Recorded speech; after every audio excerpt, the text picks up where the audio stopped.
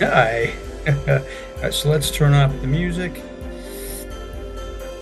or turn it way, way down. How is everybody doing? Good night, meaning have a good night. So, or hello, greetings. It is the 12th of May. My name is Lecky Harrison. I am the owner and operator of Raise Your Resilience. Boom, a trauma healing, and it does a lot more than that. I don't know how to summarize it yet because as I continue to learn and to grow and to come into places of health and growth, trauma healing is really not doing justice. In any event, I will be going live most of the week at this hour. So if you have questions, there's how you get a hold of me and ask those questions. And on the last night, which will be Thursday or Friday, I will go over those. Tonight, we are going to discuss what trauma is. I still hear all kinds of crazy stuff. People still believe it's events. Other people, and some people just call it a wound because that's really what the word translates. Trauma is actually the Greek term. So yes, you can call it that, but okay. I was an EMT, and what did I look for when I was out in the field looking for a wound? I looked for what made you bleed too much, what made you not breathe enough, what made you think you were King Charles or the King Tut in the year 1525. Okay, that was trauma. That meant you took a direct hit to your head. Okay, that was trauma. To learn otherwise was kind of abrupt. And over these last 13, 12 years now, I have not struggled, but I have come up with some interesting definitions and some more fullness to this. And that's what we're going to talk about tonight. So here's my definition. And I do believe I put this together in 2020. All right. So the one thing to note here is that stress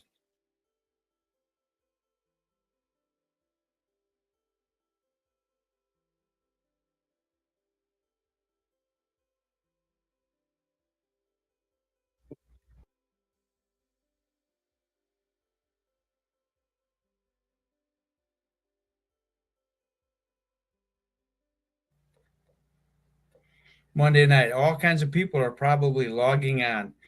Anyway, that page, there's a page there, the information that informed us that will list out a lot of the authors that I have read, maybe not all of them, but a good chunk of them. And what this definition is somewhat of the mixing together of these ingredients. So I will read these out to you. Stress is a cyclical autonomic neurophysiological strain on somatic resources in response to a perceived threat that primarily demands a physical engagement. Trauma is the infected, rupturing wound of accumulated and incomplete stress cycles, unintegrated fear and pain created in the body and then infecting the psyche. You read that correctly, and I read that correctly.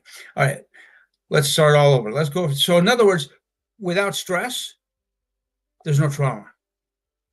And stress is a cycle. So let's go over that. We'll look at this. All right, this is your stress cycle. If all things were equal, every time you see this bell curve that goes up and it comes back down. If everything were normal in our lives, that's what would happen every time a stressor came along.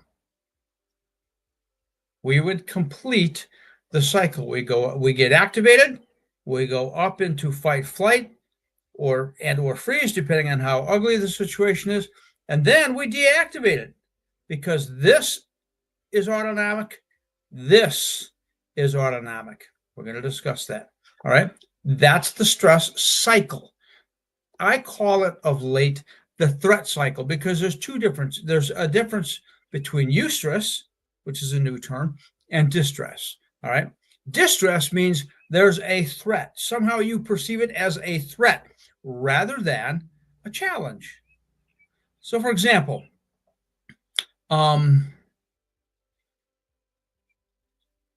would say that when we live out here in Seattle, I live out here in Seattle, and we were fans of the Seahawks, and there was a year they were playing, I think it was the New England Patriots for the Super Bowl, and they were behind by like 3 points. They had one of the best running backs in the business, and they were 3 feet away, I think. It was either 3 feet or 3 yards. Either way, best running back in the business. You would think that they were going to win. All right, so they called a timeout. Well, all the fans were sitting on the edges of their chairs. I know the coaches were. If you saw the picture of Pete Carroll, hands on his knees, he's got a mouthful of big league chew, because that was the gum he chewed. I mean, that was what you would call eustress. Holy smokes, the game is on the line. And if I make the wrong call, oops. If I make the right call, we win. Win or lose. That's how this call is going to go. And as it turned out, they lost the game. But anyway, that's the difference. But there's a challenge, and then there's what we perceive as a threat, a danger. All right? So we should quit doing that. Stress is a cyclical autonomic. We don't choose to do this. The brain, if the smoke alarm of the brain, which is called the amygdala, says fire, threat, danger, this is all autonomic. And oh boy, does stuff change. So we'll stay. Okay, so it's cyclical. We just saw the bell curve. Activated, deactivated. That's the cycle. Autonomic. Here's what that looks like. Here's what happens. Well, autonomic neurophysiological strain on somatic resources. Boom. This is not even entirely, because it's like there's a particular white blood cell that is eliminated by the stress response. I think they're called eosinophils. I think I was just reading about it in Hans Selye's book, The Stress of Life. But these are some of the things that change, and you can see that this look at the face here. That's fight or flight, big time. All of these other things, your breathing rate, your facial muscles, your eyes, your ears, your lungs, your heart, your reproductive system, the adrenal glands, your hormones, your blood sugar levels, your glucose insulin relationship, reproductive systems, digestive systems, all of this stuff changes automatically. The immune system, automatically. All the stuff changes automatically. That's what autonomic means. Boom. All of that changes. Now, in all things being equal, once we go into this stage, once we deactivate, we come out of this. But what if we don't? For whatever reason. And there's good reasons why. All right. But this is the physiological. This is the neurological. These are the states. Social engagement, where health and growth exist. Fight and flight, where it doesn't exist. Freeze, where it doesn't exist. These are survival states. So all of these blue circles and these squiggly lines, that's trauma. That means we're stuck in these states. We haven't deactivated. We haven't learned how to deactivate. We've forgotten how to deactivate, and or somebody told us it was pathological, so we don't do it. We don't allow it to happen. As an EMT, guess what? I cut this off for people because we thought it was pathological. Bad mistake. Anyway, when we get stuck here, that's what becomes trauma. So post-traumatic stress, this is what happens. It takes a little bit of a while to get stuck in here and then to have the symptoms begin showing up. Because when you're stuck in this state, This is what you end up feeling like. This is what you end up looking like. And this is what you behave like. This guy who's in fight flight. If it's bad enough, we end up in a state of freeze. And that is, just read some of the stuff that's up there. It's muscular, you're flaccid all over. Emotionally, you're the same way. You're flatline almost, just incapable of responding.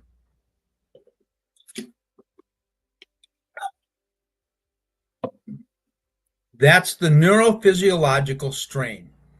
All right. So there's a perceived threat. The body responds. It wants a physiological, somatic responses. Blood goes to the muscle for fighting or for fleeing. What happens to that energy if we don't do either of those things? And then the smoke alarm just keeps going. That's like getting into an old muscle car. And I saw a Galaxie 500 here just the other day in town. And, oh, yeah, old Ford Galaxie 500 two-door, a sedan. I thought, wow. That's like putting the foot on the brake and then running the RPMs up really high. That's what that's like, to be in this cycle, to stuck in this threat cycle and not releasing this energy. So you either take the foot off the gas or you take the foot off the brake, and that's the deactivation, which is autonomic. There's nothing, willpower nor logic can do that. All right. It demands a physical engagement. So that energy is pumped, it's primed, it's ready to go. That's why the glucose is there. All right. Trauma, then, is the infected, rupturing wound of accumulated and incomplete stress cycles. All right.